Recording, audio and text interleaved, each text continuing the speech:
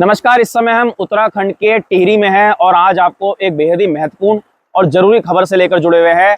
इस समय आपको दिखा रहे हैं एक प्राकृतिक झरना है, लेकिन किस तरीके से उत्तराखंड की पारंपरिक संस्कृति, यहाँ की परंपराओं को कहीं ना कहीं ध्वस्त किया जा रहा है, उसका एक ताज़ा उदाहरण और नमूना आज आपको दिखाएंगे। देखिए, यहाँ पर जब हम पहुंचे तो बेहद चौंकाने वाले दृश्य हैं। ये हाथ में भी नहीं लेंगे हम, क्योंकि ये बडवाइजर की यहाँ पर आपको बोतलें पड़ी हुई दिखाई देंगी, 4-5 बोतलें। ये रॉयल स्टैग आपको यहाँ पर दिखेगी। कैमरामैन को कहूँगा थोड़ा दिखा दें आगे आकर। इस तरीके से यहाँ पर लेज के चिप्स पैकेट पड़े हुए हैं।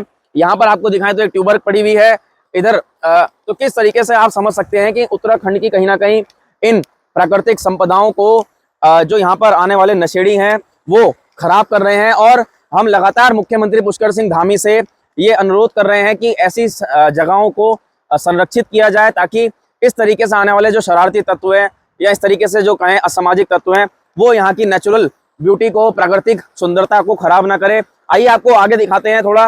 वहां पर आप देखेंगे कि वहां पर आपको रॉयल स्टैग का एक डब्बा दूर से जूम करके दिखाएं तो वहां पर आपको पड़ा हुआ मिलेगा। वहां आपको पानी की बोतल मिलेंगी। तो इस तरीके से यहाँ पर नमकीन के चिप्स के पैकेट फेंके गए हैं जो यहाँ पर पानी में आपको तैरते हुए नजर आ रहे होंगे।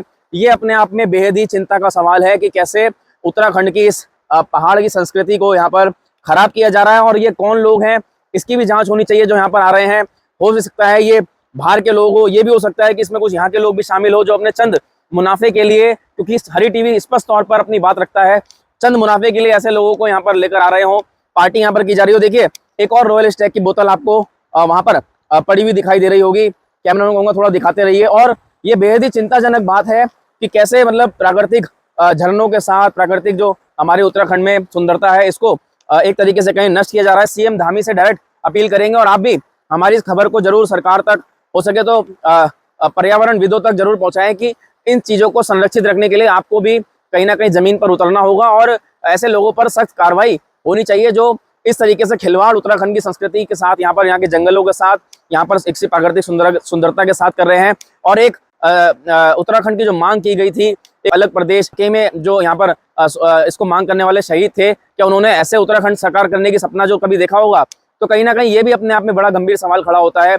और हम आपसे भी कहेंगे कि आप जब यहाँ पर पहुंचे, जहाँ भी आप जाएं उत्तराखंड में या किसी और जगह पर, अपने घर की तरह ही उस जगह को साफ रखें, क्योंकि आप अपने घर में अगर गंदगी नहीं फैलाते हैं तो फिर ऐसी जगहों पर जाके इनको गंदा क्यों कर रहे हैं?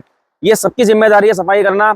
और हम लगातार ऐसे चीजों को, चाहे हरिद्वार की बात करें, देहरादून की, हम लगातार उठाते हुए आते हैं जहाँ भी हमें गंदगी दिखती है। तो आज हमने सोचा कि आपको जरूर इस चीज से रूबरू करवाते हैं।